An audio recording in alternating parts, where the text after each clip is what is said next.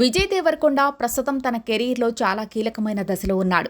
లైగర్, ఖుషి, family star వంటి సినిమాలు ఆశించిన స్థాయిలో సక్సెస్ అవ్వకపోవడంతో ఇప్పుడు పూర్తిగా తన లైనప్ను స్ట్రాంగ్గా ప్లాన్ చేసుకుంటూ ముందుకు సాగుతున్నాడు. ప్రస్తుతం కింగ్డమ్ షూటింగ్ చివరి దశకు చేరుకుంది. ఈ నెలాఖరు కల్లా ఈ సినిమా షూటింగ్ పూర్తవుతుందని సమాచారం. మే 30న సినిమా రిలీజ్ కానుంది. ఆ వెంటనే రాహుల్ సాంస్కృత్యం దర్శకత్వంలో మరో ప్రాజెక్టును లైన్లో పెట్టిన విజయ్ దాన్ని వచ్చే నెల నుంచే మొదలు పెట్టబోతున్నాడు.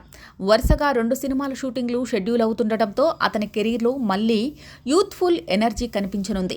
ఈ క్రమంలో మరో క్రేజీ ప్రాజెక్ట్ కూడా విజయ్కు లైన్లో ఉంది. అదే దిల్ రాజు, రవికిరణ్, కోలా కాంబినేషన్లో రాబోతున్న సినిమా. ఇటీవలే దిల్ రాజు స్వయంగా ఈ ప్రాజెక్టును కన్ఫర్మ్ చేయడంతో ఇది త్వరలోనే సెట్స్ పైకి వెళ్లనుందని అర్థమైంది.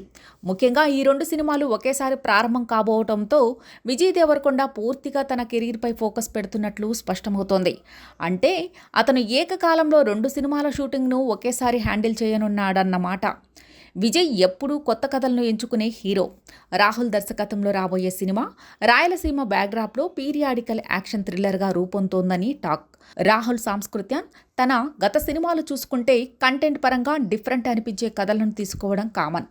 శామ్ సింగరాయ్ సినిమాలోనూ అటువంటి టచ్ పెట్టిన రాహుల్ ఇప్పుడు విజయ్ని కూడా మరింత కొత్త తరహాలో చూపించబోతున్నాడని టాక్.